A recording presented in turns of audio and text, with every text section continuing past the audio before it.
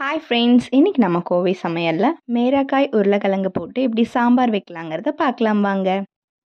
ஒரு கப் பருப்பு எடுத்து நல்லா வாஷ் பண்ணி எடுத்துக்கங்க.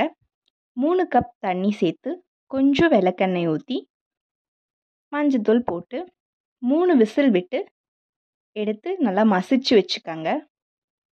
இன்னொரு பேன் எடுத்து ஆயில் ஆட் பண்ணிக்கோங்க. கொஞ்சம் கடுகு சேர்த்துக்கோங்க. கடுகு நல்லா பொரிஞ்சதுக்கப்புறம் 2 பெரிய வெங்காயம் சேர்த்துக்கோங்க. பச்சை மிளகாய், கருவேப்பிலை, வரமிளகாய் சேர்த்து நல்லா வதக்கி விடுங்க.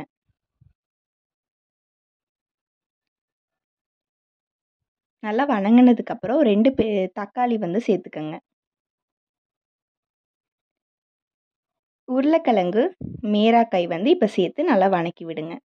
2 ஸ்பூன் சாம்பார் தூள், 1 ஸ்பூன் குழம்பு மிளகாய் தூள் சேர்த்துக்கோங்க. தேவையான அளவு கல்லுப்பு சேர்த்து நல்லா வதக்கி விடுங்க.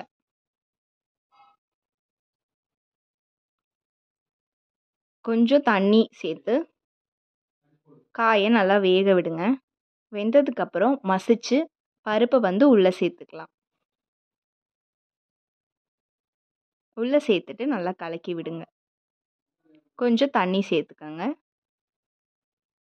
கடைசியில் தேங்காய் பூ போட்டு இறக்குனா சாம்பார் ரெடி ஆயிடுச்சு. இந்த வீடியோ உங்களுக்கு பிடிச்சிருந்தா லைக் பண்ணுங்கள், ஷேர் பண்ணுங்கள், கமெண்ட் பண்ணுங்கள். மறக்காமல் சேனலை சப்ஸ்கிரைப் பண்ணுங்கள். தேங்க்யூ ஃபார் வாட்சிங்.